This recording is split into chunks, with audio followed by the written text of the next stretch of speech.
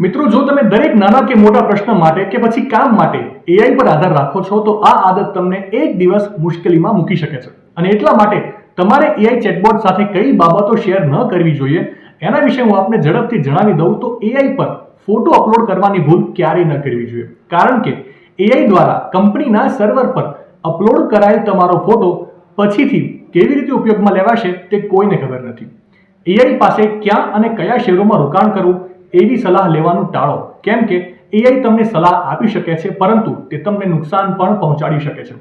જો તમને સ્વાસ્થ્ય સંબંધિત ચિંતા હોય તો એઆઈને બદલે ડોક્ટર સાથે વાત કરો. એઆઈ તમને સલાહ આપે છે પરંતુ તે સલાહ ખોટી પણ આપી શકે છે.